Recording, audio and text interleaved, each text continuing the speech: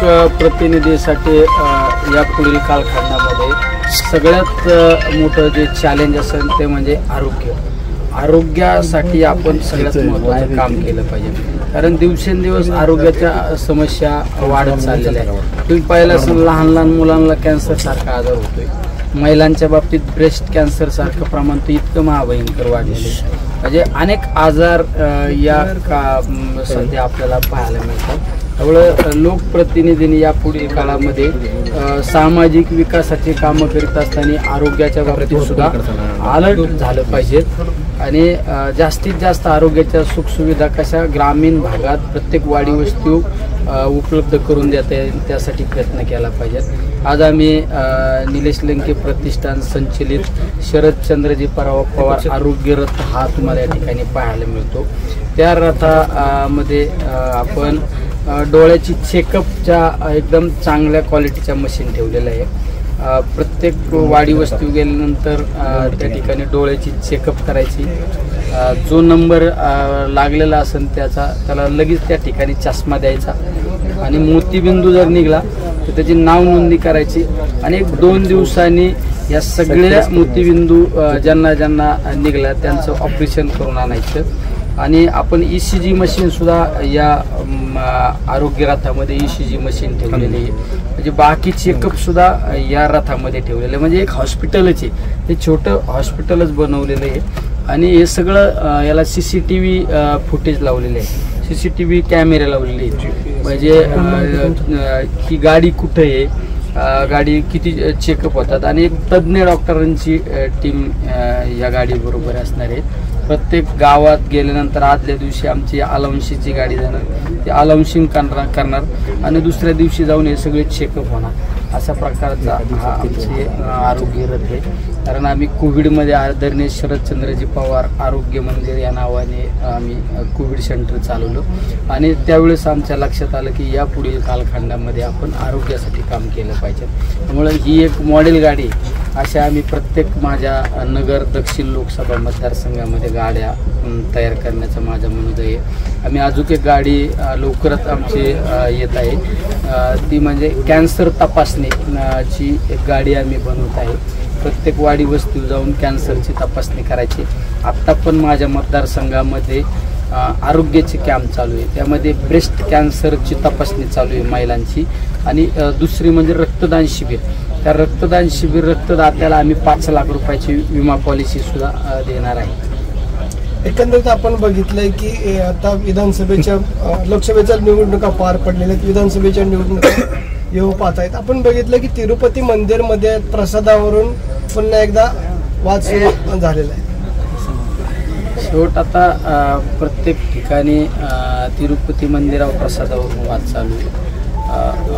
मतांतर होत असतात, पण आम्ही सगळ्यात महत्त्वाचं आम्ही आरोग्याकडे काम करणार हे सगळे मंदिर. आज त्याचं उद्घाटन सुद्धा आम्ही आरोग्य रथाचं पवार साहेबांच्या हातानेच का केलं. कारण पवार साहेब हे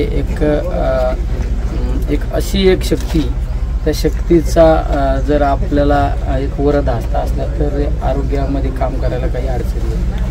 नगर दक्षिण मध्ये कसं प्रकारे विधानसभेचं आगामी चित्र बघता, काय सांगा त्या संदर्भात? अनेक इच्छुक या ठिकाणी येऊन शरद पवारांना भेटतात. नगर दक्षिण मध्ये मी आमच्या राष्ट्रवादी पक्षाचा वर्धापन दिनाच्या दिवशी पण मी तेच सांगितलं की नगर दक्षिण मध्ये सगळ्या जागा महाविकास आघाडीच्याच निवडून येतील.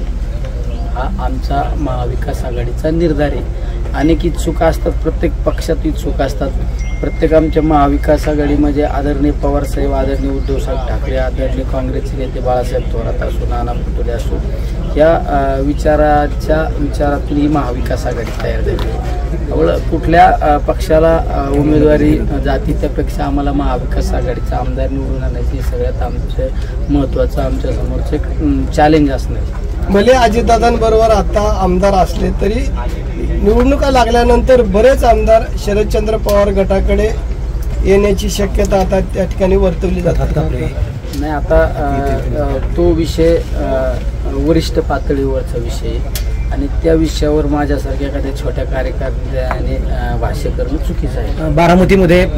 बारामती विधानसभेमध्ये पवार कुटुंबातला जर कोण उमेदवार असेल तर त्याला आम्ही मदत करणार आहे अशी भूमिका काँग्रेसने घेतली. तर दुसरीकडे आता पुरंदरमध्ये विद्यमान आमदार काँग्रेसच आहे, तिथून आता तुमच्या पक्षाने म्हणजे राष्ट्रवादी शरदचंद्रजी पवार पक्षाने दावा केलाय की आता पुरंदर मतदारसंघ आम्हाला पाहिजे. कुठेतरी या सगळ्या घटनेमुळे महाविकास आघाडीमध्ये तुमच्या बिघाडी होण्याची शक्यता आहे. मला एकच मी एक तुम्हाला सांगू इच्छितो, या महाविकास आघाडीमध्ये कुठली बिघाडी होणार नाही. बाकी कुठल्या लेवलवर काय चर्चा चालते याला महत्त्व नाही देता. ह्या महाविकास आघाडीचे जे नेते आदरणीय पवारसाहेब, उद्धवसाहेब ठाकरे आणि काँग्रेसचे थोरात साहेब आणि इतर मंडळी हे एका विचाराने चालणारे नेते मंडळी आहे. त्यामुळे यांच्या विचारात कधी मतभेद होणार नाही. त्यामुळे खाली सुद्धा काय होणार नाही. तर्कवितर्क होत असतात, त्या गोष्टीला महत्त्व न देता आपण या राज्यामध्ये महाविकास आघाडीच्याच वतीने बाळासाहेब थोरात म्हणतात आमचाच त्या ठिकाणी मुख्यमंत्री झाला पाहिजे, कारण आमच्या लोकसभेला देखील अधिकच्या जागा त्या ठिकाणी निवडून आल्या होत्या. आता विधानसभेला आमच्याच जागा जास्त येतील आणि आमचाच दावा मुख्यमंत्रीच्या उमेदवारासाठी असेल. नाही, आता हा महाविकास आघाडीचा फॉर्म्युला असणार आहे. त्या फॉर्म्युल्यामध्ये हे सगळे नेते मंडळी जो निर्णय घेतील त्या पद्धतीनेच होणार आहे. कारण या विषयावर कुठल्या पक्षाचा मुख्यमंत्री करायचा कुठला नाही करायचा हा माझ्यासारखा एखादा छोटा कार्यकर्ता सांगू शकत नाही. आपण तळागाळातून येथपर्यंत पोहोचलेला आहात. महत्वाच्या शेतकऱ्यांच्या आणि सर्वसामान्यांच्या काय बाजू आहेत? आमची महत्त्वाची भूमिका, मी लोकसभेच्या निवडणुकी फिरल्यानंतर माझा मतदारसंघ हा बहुतांशी ग्रामीण मतदारसंघ आहे. त्यामध्ये माझ्या शेतकऱ्यांच्या मालाला हमीभाव मिळाला पाहिजे, विशेष करून कांदा. आणि दुसरा माझ्यासमोर प्रश्न आला तो म्हणजे दूध. तर आम्ही संसदेत सुद्धा नंतर आम्ही सगळे महाराष्ट्राच्या आमच्या महाविकास आघाडीच्या विशेष करून राष्ट्रवादीच्या खासदारांनी आम्ही आंदोलन केलं. कांद्याला हमीभाव मिळाला पाहिजे, त्या पद्धतीने कांद्याचे बाजारभाव पण वाढले आणि दुधाला उत्पादन खर्चावर दुधाचा बाजारभाव ठरला पाहिजे. आमची मागणी 40 रुपये लिटर दुधाला बाजारभाव मिळाला पाहिजे. आम्ही त्या पद्धतीने मागणी पण केली, पण सरकारने काही सकारात्मक आम्हाला त्या ठिकाणी आमच्या दूध उत्पादकांना न्याय दिलेला नाही. पण येणारं सरकार हे महाविकास आघाडीचंच असणार आहे. त्यावेळेस महाविकास आघाडीच्या सरकारमध्ये आम्ही सगळ्यात महत्त्वाचा आमच्या सर्व नेते मंडळींना सुद्धा आग्रह तोच असणार आहे की या दूध उत्पादकांना 40 रुपये लिटर दुधाला बाजारभाव मिळाला पाहिजे. ही आमची सगळ्यांची त्यावेळेस सुद्धा मागणी असणार आहे आणि ते आम्ही करून दाखवणार. बच्चू कडू असतील, संभाजीराजे असतील किंवा राजू शेट्टी असतील, यांनी तिसरी आघाडी निर्माण करण्याचा प्रयत्न सुरू केला.